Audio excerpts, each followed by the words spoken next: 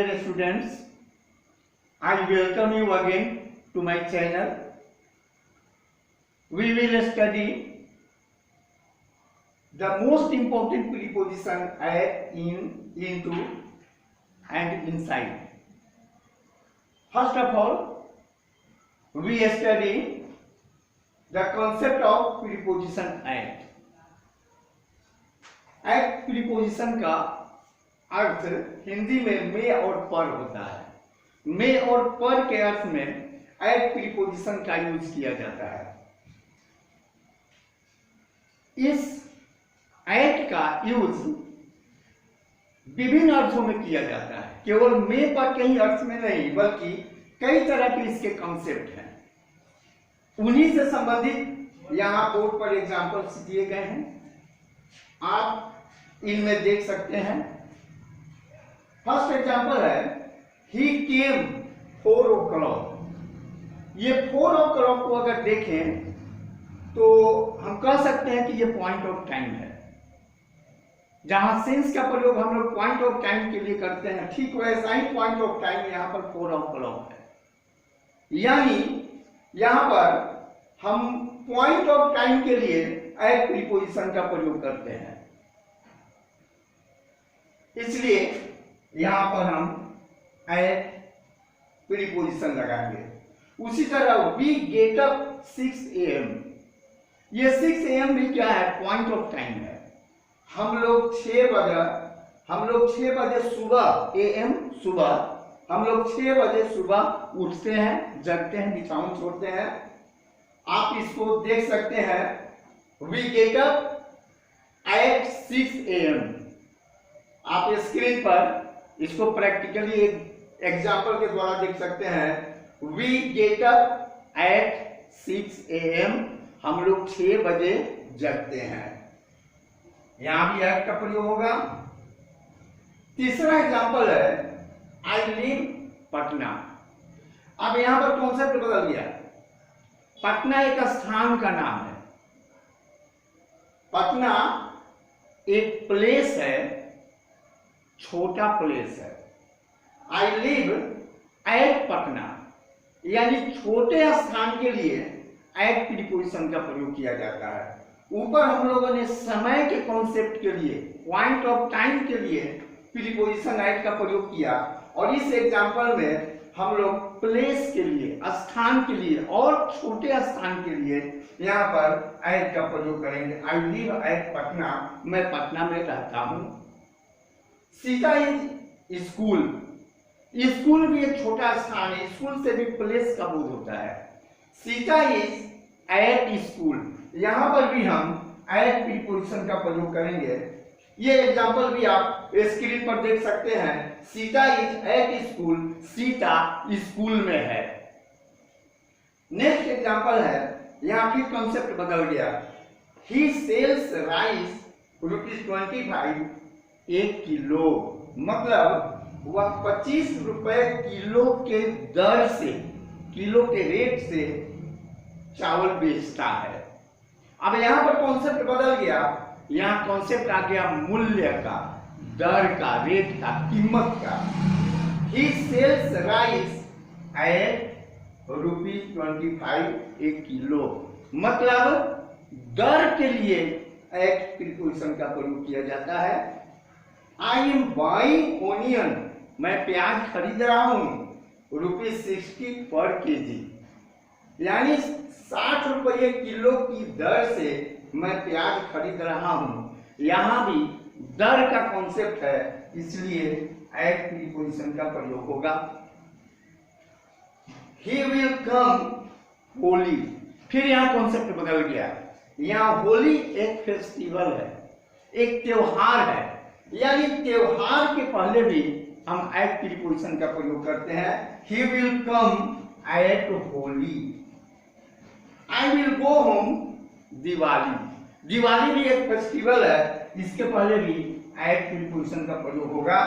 I will go home at Diwali, मैं दिवाली में घर जाऊंगा। नेक्स्ट है our friends will come my birthday. यहां भी थोड़ा सा कॉन्सेप्ट बदला हुआ है। हमारे दोस्त लोग मेरे बर्थडे पर आएंगे। यहां कॉन्सेप्ट है बर्थडे का। बर्थडे मतलब एक ओकेजन है। ओकेजन के कॉन्सेप्ट में भी एट प्रीपोजिशन का प्रयोग होता है। Our friends will come at my birthday. हमारे दोस्त लोग मेरे बर्थडे पर आएंगे। I will go his party. ये पार्टी भी एक ओकेजन है, जैसे बर्थडे ओकेजन है वैसे पार्टी ओकेजन है। I will go his party, मैं उसके पार्टी में जाऊंगा। यहां पर भी ओकेजन है पार्टी, इसलिए एट प्रीपोजिशन का प्रयोग हुआ। I sleep at night. यहां नाइट के कॉन्सेप्ट में एट का प्रयोग होता है। मैं रात में सोता हूं। वी केम नाइट, हम लोग रात में आए। यहां भी एट का प्रयोग होगा। उसी यहां पर आप देख सकते हैं कि नून के पहले एट प्रीपोजिशन का प्रयोग हुआ है। मैं दोपहर में पढ़ता हूं। आप ये स्क्रीन पर देख सकते हैं कि आप दोपहर में कैसे पढ़ रहे हैं। I read at noon. इसी तरह से I was at home at noon. यहाँ होम छोटा स्थान होने के चलते एट का प्रयोग हुआ और यहाँ नून के पहले एट का प्रयोग होगा। इसलिए I was at home at noon, मैं दोपहर में घर पर था। अभी आपने जो भी एग्जाम्पल्स देखे उनका जो कॉन्सेप्ट है यहाँ पर आप देख सकते हैं। इसी कॉन्सेप्ट पर आधारित वो सभी एग्जाम्पल्स थे। एट का प्रयोग निश्चित समय, पॉइंट ऑफ टाइम, छोटे स्थान, जैसा कि आप देख रहे हैं वो छोटा स्थान है। मूल्य यानी कॉस्ट, दर, रेट, चावल का रेट आपने देखा एग्जाम्पल में। त्योहार, होली देखा, दिवाली देखा। अवसर, बर्थडे देखा, पार्टी देखा। नाइट, नून आदि को सूचित करने के लिए होता है। इन सभी चीजों के पहले एट प्रीपोजिशन का प्रयोग होता है। अब हम लोग देखेंगे अगला प्रीपोजिशन इन। अब दूसरा प्रीपोजिशन हम लोग देखेंगे इन। इन प्रीपोजिशन का कॉन्सेप्ट विभिन्न प्रकार का है। विभिन्न अर्थों में इन का प्रयोग किया जा सकता है। आप यहाँ एग्जाम्पल में देखेंगे, खास करके जितने अर्थों में इन प्रीपोजिशन का प्रयोग होता है उसको हम दो भागों में बांट सकते हैं। एक समय के साथ और दूसरा स्थान के साथ। समय और स्थान, टाइम एंड प्लेस, इन दो अर्थों में खास करके इन का प्रयोग होता है। समय के साथ का मतलब है पीरियड ऑफ टाइम के साथ। पीरियड ऑफ टाइम और पॉइंट ऑफ टाइम क्या है, पिछले वीडियो में आपने सिंस और फॉर प्रीपोजिशन के कॉन्सेप्ट में देखा है, समझा है। पीरियड ऑफ टाइम यानी अनिश्चित समय और लंबी अवधि को बताने के अर्थ में इन प्रीपोजिशन का प्रयोग होता है। जैसे सप्ताह को बताने के लिए, महीना को बताने के लिए, साल को बताने के लिए, ऋतु मौसम को बताने के लिए, ये सब पीरियड ऑफ टाइम हुआ। नाइट को बताने के लिए, तो इस पीरियड ऑफ टाइम के अर्थ में इन प्रीपोजिशन का प्रयोग होता है। फिर स्थान के अर्थ में, पहले पीरियड ऑफ टाइम को हम लोग देखते हैं एग्जाम्पल के माध्यम से, फिर स्थान पर आएंगे। यहां हम लोग देखें, पहला एग्जाम्पल है I will come here a week. I will come here in a week. यहाँ वीक जो है सप्ताह, पीरियड ऑफ टाइम है और लंबी अवधि का बोध कराता है, इसलिए यहाँ पर इन प्रीपोजिशन का प्रयोग हुआ है। मैं एक सप्ताह में आऊंगा। मैं एक सप्ताह में यहाँ आऊंगा। इंडिया बिकेम इंडिपेंडेंट इन अगस्त। अगस्त महीना है, महीना जो एक अवधि, पीरियड ऑफ टाइम को बताता है और लंबी अवधि को बताता है, इसलिए इसके पहले इन प्रीपोजिशन का प्रयोग हुआ। हम लोग जानते हैं कि भारत 15 अगस्त 1947 को आजाद हुआ था, इंडिपेंडेंट हुआ था। इंडिया बिकेम इंडिपेंडेंट इन अगस्त। आप ये स्क्रीन पर देख सकते हैं कैसे झंडोत्तोलन हम लोग करते हैं। नेक्स्ट है, ही वॉज बोर्न इन 1960। 1960 ये पीरियड ऑफ टाइम है, एक लंबी अवधि है, इसके लिए यहाँ पर इन का प्रयोग किया गया कि वह 1960 में पैदा हुआ था। We play cricket in winter. Winter मौसम है, ऋतु है। ऋतु भी एक समय का ही सूचक है और पीरियड ऑफ टाइम है। इसके पहले भी इनका प्रयोग हुआ। हम लोग क्रिकेट विंटर सीजन में यानी शीत ऋतु में हम लोग क्रिकेट खेलते हैं। आप देख सकते हैं स्क्रीन पर कैसे हम लोग ठंडे मौसम में क्रिकेट खेल रहे हैं। I walk in the morning. Morning में समय का ही सूचक है। I walk in the morning, मैं सुबह में टहलता हूँ। We sleep in the night, हम लोग रात में सोते हैं। नाइट भी समय का बोध कराता है, पीरियड ऑफ टाइम के अंतर्गत आता है। अब आइए स्थान के अर्थ में इनका प्रयोग कैसे होता है उस कॉन्सेप्ट को थोड़ा हम लोग समझें। इसके पहले हम लोगों ने एट प्रीपोजिशन के प्रयोग में देखा था कि एट प्रीपोजिशन का प्रयोग छोटे स्थान के साथ किया जाता है, लेकिन इन प्रीपोजिशन का प्रयोग बड़े स्थान के लिए किया जाता है। जैसे बड़ा शहर हो, स्टेट राज्य हो, देश हो, महादेश हो, इस तरह के बड़े जगहों के लिए इन प्रीपोजिशन का प्रयोग होता है, जबकि छोटे जगहों के लिए एक एट प्रीपोजिशन का प्रयोग होता है। उसको एग्जांपल में हम लोग यहाँ देख सकते हैं। I live in Delhi. Delhi एक बड़ा जगह है, देश की राजधानी है, इसलिए इन का प्रयोग हुआ। I live in India. India देश है। आई लिव इन इंडिया, इसके पहले इनका प्रयोग हुआ। I live at Delhi in India. अब यहाँ पर गौर करने की बात है कि यहाँ पर दिल्ली के साथ इनका प्रयोग हुआ, जबकि यहाँ दिल्ली के साथ एट का प्रयोग हो रहा है। इसका कुछ खास कारण है। खास कारण ये है कि यहाँ दिल्ली और इंडिया ये दो बड़े जगहों की बात की गई है। अब इस दोनों में तुलना किया जाए तो बड़े जगह इंडिया है, इसलिए इसके पहले इन का प्रयोग हुआ, और इंडिया की तुलना में दिल्ली छोटी जगह है, इसलिए दिल्ली के पहले एट का प्रयोग हुआ। तो जहां इस तरह का सिचुएशन हो, अगर दो स्थान हो तो उसमें जो बड़ा स्थान होगा उसके पहले इन लगेगा और उसके तुलना में जो छोटा पड़ेगा उसके पहले एट लगेगा। इसी कंसेप्ट पर आई लिव एट दिल्ली हुआ और इन इंडिया हुआ। Next, Patna is in Bihar. Bihar state है, बड़ी जगह है, इसलिए उसके पहले इन का प्रयोग हुआ। पटना बिहार में है। I live at Bihar in India. अब यहाँ पर बिहार के पहले एट प्रीपोजिशन आया, क्योंकि बिहार इंडिया की तुलना में छोटा पड़ता है, इसलिए एट लगा, और इंडिया बड़ा है इसलिए उसके पहले इन लगा। I live at Bihar in India, मैं भारत में बिहार में रहता हूँ। India is in Asia. India Asia में है। अब यहाँ देखिए, I live at India in Asia, यहाँ इंडिया के साथ एट लग गया, क्योंकि एशिया की तुलना में इंडिया छोटा है और एशिया बड़ा है, इसलिए एशिया के पहले इन और इंडिया के पहले एट आया। मैं एशिया में भारत में रहता हूँ। इसके बाद द बुक इज, अब दूसरा कॉन्सेप्ट आ गया।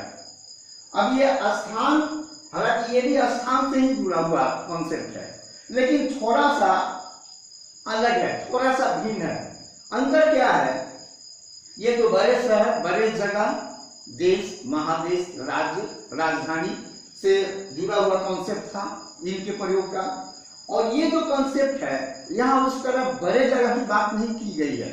यहाँ मेन कॉन्सेप्ट ये है कि अगर कोई स्थान घिरा हुआ हो, अगर बंद हो, घिरा हुआ स्थान हो और उसमें कोई वस्तु रखी हुई हो तो में के अर्थ में इन का प्रयोग होता है। जैसे the book is in the box, आप देख सकते हैं स्क्रीन पर इसी चीज को दिखाया गया है कि बक्सा में किताब है। बक्सा एक घिरा हुआ एरिया है और उसके अंदर स्थिर रूप में किताब पड़ी हुई है। तो किसी घेरे के अंदर कोई वस्तु जब स्थिर रूप में हो तो में के अर्थ में इन प्रीपोजिशन का प्रयोग होता है। नेक्स्ट है we are in the room, हम लोग कमरे में हैं। कमरा एक छोटा सा एरिया है जो चारों तरफ से घिरा होता है और उसके अंदर हम लोग हैं, इसलिए इनका यहाँ प्रयोग हुआ। उसी तरह you live in this house, आप इस मकान में रहते हैं। मकान भी एक घिरा हुआ जगह है जिसमें आप रहते हैं, इसलिए यहाँ इन प्रीपोजिशन का प्रयोग हुआ। Next, keep this word in mind, इस वर्ड को दिमाग में रखो। दिमाग भी एक घेरा है और उसके भीतर किसी वर्ड को रखने की बात कही जा रही है। तो यहाँ भी घेरा के अंदर किसी वस्तु को रखने की बात है, इसलिए यहाँ भी इन प्रीपोजिशन का प्रयोग हुआ। फिर इसी तरह I saw the picture in computer, आप देख सकते हैं कंप्यूटर में पिक्चर दिखाई दे रहा है। I saw the picture in computer, computer भी एक छोटा सा स्थान है और उसके अंदर में पिक्चर है, इसलिए इनका कॉन्सेप्ट यहाँ भी लागू होगा। Next, the sweet songs are in your mobile, मधुर संगीत आपके मोबाइल में है। मधुर संगीत कहाँ है? मोबाइल के अंदर है, मोबाइल के अंदर सेव किया हुआ है। मोबाइल एक छोटी सी वस्तु है, उसके अंदर मधुर संगीत वहां स्थिर रूप से सेव है, तो यहाँ भी इनका कॉन्सेप्ट लागू होता है। Next, I read it in the book, मैं इसे पढ़ता हूँ किताब में, मैं किताब में यह पढ़ता हूँ। जो आप पढ़ रहे हैं वो कहाँ है? किताब में है, किताब के अंदर है, किताब के भीतर है, और किताब के भीतर वो बंद अवस्था में है। किताब के अंदर, किताब जब हम बंद कर देते हैं तो अंदर वो बंद हो जा रहा है, तो यहाँ भी इनका कॉन्सेप्ट लागू होगा। I read it in the book, इस एग्जाम्पल को जो आपने देखा विभिन्न प्रकार का कॉन्सेप्ट, इस एग्जाम्पल के माध्यम से उसी को यहाँ कॉन्सेप्ट के रूप में आपको दिया गया है। आप गौर करें इस कॉन्सेप्ट को, आपको बिल्कुल स्पष्ट हो जाएगा। आपने एग्जाम्पल को समझ लिया तो कॉन्सेप्ट भी आसानी से समझ में आ जाएगा। इन प्रीपोजिशन का प्रयोग मुख्य रूप से निम्न अर्थों में होता है। वह कौन सा है निम्न? पहला है समय के साथ, ध्यान देंगे इन से पीरियड ऑफ टाइम सूचित होता है। पीरियड ऑफ टाइम यानी अवधि, अनिश्चित समय, अतः इनका प्रयोग महीना, साल, ऋतु, ये सब पीरियड ऑफ टाइम है। आदि के नाम के पहले लंबी अवधि बताने के लिए होता है, लॉन्ग पीरियड बताने के लिए होता है। किसी दिन के पहले नहीं होता, संडे मंडे के पहले नहीं होता, क्योंकि संडे मंडे लंबी अवधि नहीं है। वीक, सप्ताह के पहले, महीना के पहले, साल के पहले, लंबी अवधि के पहले होता है। दूसरा कॉन्सेप्ट है स्थान के साथ। इनका प्रयोग बड़े शहर, राज्य, देश और महादेश के नाम के पहले होता है, जैसा कि आपने देखा दिल्ली, इंडिया, एशिया। नेक्स्ट है इनसे किसी घिरे हुए स्थान, घेरा, घिरे हुए स्थान, कमरा और घर के अंदर रहने का बोध होता है। ये और भी इनके कुछ कॉन्सेप्ट हैं, लेकिन मुख्य रूप से इन्हीं तरह के कॉन्सेप्ट में ज्यादातर इन प्रीपोजिशन का प्रयोग किया जाता है और परीक्षाओं में इसी तरह का एग्जाम्पल पूछा जाता है, जो आपके लिए इम्पोर्टेंट है। और ये बहुत ही इजी एग्जाम्पल के द्वारा इनके कॉन्सेप्ट को समझाने का प्रयास किया गया है। ये कोई भी प्रीपोजिशन कॉन्सेप्ट पर आधारित होता है, इसलिए प्रीपोजिशन कभी रटने की कोशिश नहीं करनी चाहिए। प्रीपोजिशन के कॉन्सेप्ट को समझना चाहिए। अगर आप कॉन्सेप्ट को समझ गए तो आप गलती नहीं करेंगे। क्योंकि जरूरी नहीं है कि जो एग्जाम्पल आप यहाँ देख रहे हैं यही एग्जाम्पल आपसे परीक्षा में पूछा जाए। अगर आप कॉन्सेप्ट समझ रहे हैं तो एग्जाम्पल कोई भी हो, आप उस कॉन्सेप्ट के बेस पर आप सही प्रीपोजिशन का यूज कर लेंगे। इसलिए प्रीपोजिशन को कभी रखने की कोशिश न करेंगे, प्रीपोजिशन को समझने की कोशिश करेंगे। प्रीपोजिशन कॉन्सेप्ट पर आधारित होता है। अब हम लोग देखते हैं इनटू प्रीपोजिशन को, बहुत इंटरेस्टिंग है इनटू प्रीपोजिशन। इनटू का भी अर्थ होता है में, अंदर। वैसे तो एट, इन, इनटू, इनसाइड सबका में के अर्थ में प्रयोग होता है, लेकिन सबका कॉन्सेप्ट अलग अलग है। इनटू का कॉन्सेप्ट में के अर्थ में यह है कि जब कोई वस्तु गतिशील अवस्था में, गति के साथ, मोशन के साथ बाहर से अंदर की ओर जा रही हो, तो वहां पर में के अर्थ में इनटू का प्रयोग करते हैं। जब कोई वस्तु मोशन में बाहर से भीतर जा रही हो और उसकी अवस्था में परिवर्तन हो रहा हो, उसकी दशा में, उसके फेज में चेंजिंग हो रहा हो, तो वहां पर इनटू प्रीपोजिशन का प्रयोग करते हैं। जैसे आप एग्जांपल देख सकते हैं यहाँ, द फ्रॉग फेल वेल, मेढक गिरा कुएं में, मेढक कुएं में गिरा। अब गौर कीजिए, मेढक बाहर से कूदते हुए जा रहा है और गति में है, कूदते हुए जा रहा है, गतिशील अवस्था है, और वह अंदर की ओर, कुआं अंदर है, बाहर से गतिशील अवस्था में वह कुएं में अंदर की ओर वह गिर रहा है, उसमें कूद रहा है। तो कूदते समय उसकी अवस्था बदल जा रही है, उसका फेज बदल जा रहा है। जब कुएं के बाहर था तो वह स्टेप बाय स्टेप छलांग मारने का फेज था, लेकिन जब कुएं के अंदर जब जा रहा है तो उस पीरियड में वो छलांग नहीं मार रहा है, वो सीधे ऊपर से नीचे की ओर गिर रहा है, यानी फेज में चेंज हो गया। तो यहाँ पर हम इनटू का प्रयोग करेंगे। जब कोई वस्तु बाहर से अंदर की ओर गति में जाए और उसके फेज में परिवर्तन हो जाए, तो में के अर्थ में इनटू का प्रयोग करते हैं। दूसरा एग्जांपल, आप इस चीज को आप स्क्रीन पर देख सकते हैं कि ये मेढक कैसे कूदते हुए जा रहा है और कुआं में गिर रहा है। ये आप स्क्रीन पर इस चित्र के माध्यम से अच्छी तरह से इस कॉन्सेप्ट को समझ सकते हैं कि कुआं के अंदर जब वह जा रहा है तो उसके फेज में परिवर्तन हो रहा है, जबकि कुआं के पहले का फेज उसका दूसरा है और ये गतिशील अवस्था है, इसलिए इनटू का प्रयोग हुआ है। दूसरा एग्जांपल है, she jumped the river. She jumped, वह कूद गई, द रिवर।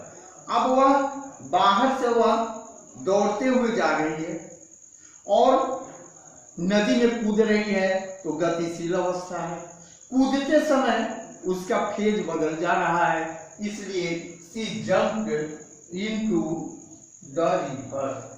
आप इसको चित्र के द्वारा देख सकते हैं, कैसे बाहर से जा रही है, गति है, जाने का जो फेज है वह दौड़ने का फेज है, तेजी में चलने का फेज है, और जैसे ही वह कुआं में छलांग मार रही, जैसे ही नदी में छलांग मार रही है, तो वो गतिशील अवस्था में छलांग मार रही है और उसका फेज भी बदल जा रहा है।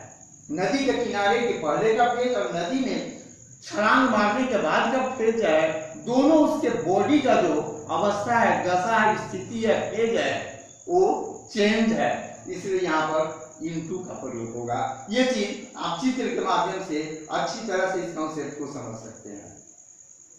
नेक्स्ट है, दे केम द हाउस। दे केम, वे लोग आए, the house, into the house. Into, यहाँ पर जो आने वाले लोग हैं वे बाहर से घर के अंदर आ रहे हैं। बाहर से जब सड़क से आ रहे हैं दरवाजे पर, तो उनके चलने की जो गति है चलने का जो स्टाइल है वो कुछ और है।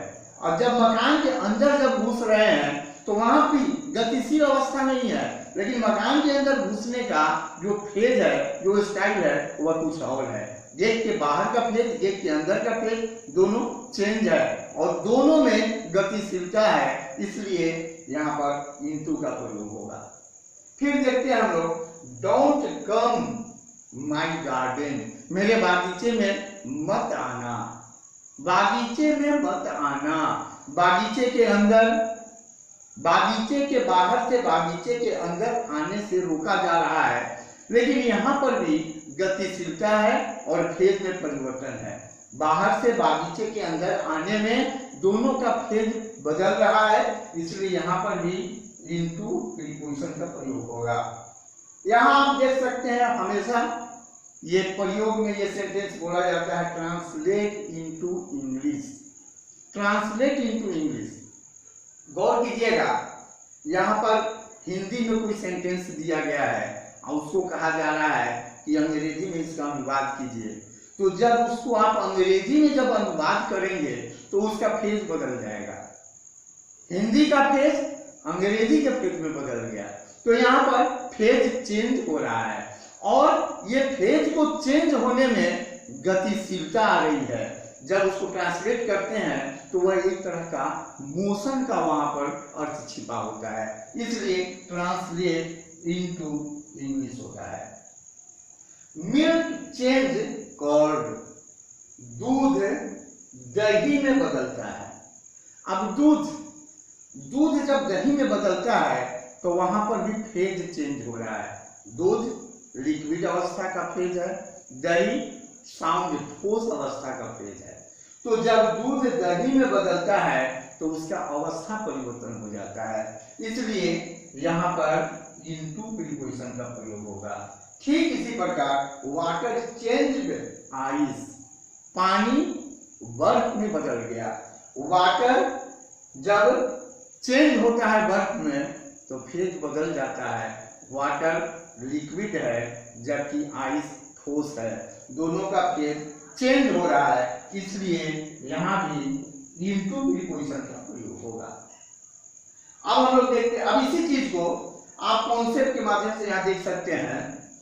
जब कोई वस्तु गति के साथ बाहर से भीतर की ओर आए, गति होना अनिवार्य है और बाहर से भीतर आना अनिवार्य है, ये कंडीशन है, और उसकी दशा में परिवर्तन हो, उसकी अवस्था में, उसकी स्थिति में, उसके फेज में चेंजिंग हो, तो इनटू का प्रयोग होता है, जैसा कि ऊपर के एग्जांपल्स में आपने देखा। अब लास्ट है आज का इनसाइड।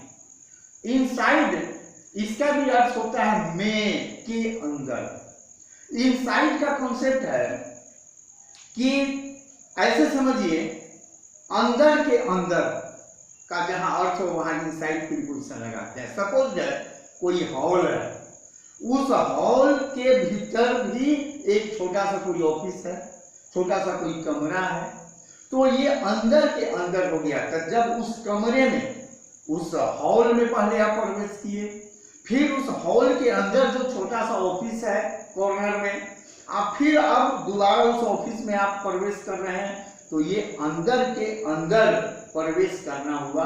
जब इस तरह का कॉन्सेप्ट हो तो ऑफिस में जो प्रवेश करने का जो में है, अंदर है, उसके लिए इनसाइड प्रीपोजिशन का प्रयोग होता है। आप देख सकते हैं यहाँ एग्जांपल में, आई वाज द हाउस, यहाँ पर इनसाइड का प्रयोग होगा, मतलब मैं मकान के अंदर था। मकान के अंदर था का मतलब है कि उस मकान के भीतर में, उसके भीतर में भी कोई एक कमरा था, एक मकान था, जब मकान में मैं प्रवेश किया, और उस मकान के अंदर कोई कमरा था, फिर उसमें प्रवेश किया। वही सेंस यहाँ पर है, I was inside the house, मैं मकान के अंदर था, इसलिए यहाँ इनसाइड का प्रयोग होगा। Sita is sitting the hall, Sita hall में बैठ रही है। इनसाइड का प्रयोग यहाँ हम करेंगे क्योंकि उस हॉल के अंदर किसी खास स्थान पर, किसी घिरे हुए स्थान पर, किसी कमरे में, किसी ऑफिस में वह बैठ रही है। इनसाइड का यही यहाँ पर अर्थ निकलता है। लास्ट एग्जांपल है my office is the hall. Hall के भीतर में एक छोटा सा ऑफिस है, वही मेरी ऑफिस है। My office is inside the hall. मेरा ऑफिस हॉल के अंदर है। ये इनसाइड का कॉन्सेप्ट है। यहां देख सकते हैं इनसाइड में, के अंदर, के अर्थ में इनसाइड का प्रयोग होता है। अंदर के भी अंदर का बोध कराने के लिए इनसाइड प्रीपोजिशन लगता है। ये आपका आज का 4 प्रीपोजिशन हुआ।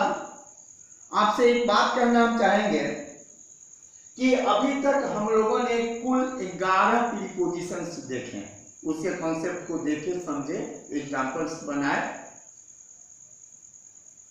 अब हम उन 11 प्रीपोजिशंस पर आधारित एक एक क्वेश्चन, कुल 11 क्वेश्चन हम वेबसाइट पर डालेंगे। आप उसको सॉल्व करेंगे और कितना सही है कितना गलत है, इसको, उसके सही उत्तर को फिर हम कमेंट बॉक्स में डाल देंगे, वेबसाइट पर डाल देंगे।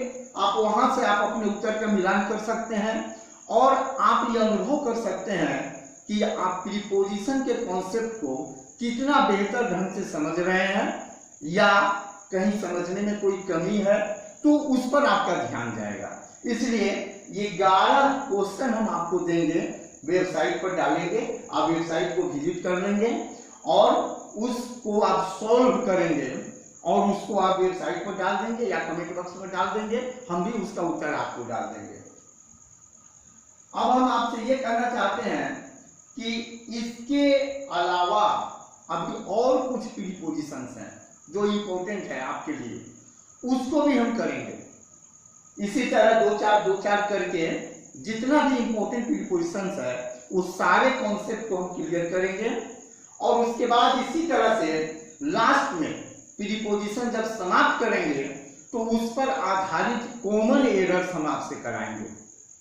यहां समझने में जो कॉन्सेप्ट अगर कुछ ठीक से आप नहीं समझ पाए हो तो कॉमन एरर में आपका कॉन्सेप्ट बिल्कुल क्लियर हो जाएगा। हम चाहते हैं कि प्रीपोजिशन जैसा इंपॉर्टेंट चैप्टर है इंग्लिश ग्रामर का, ये आप खूब भली भांति इसको समझ जाएं ताकि प्रीपोजिशन पर आपकी पकड़ मजबूत हो जाए। आज के वीडियो में बस इतना ही। Thank you for watching this video. Do like, share and subscribe.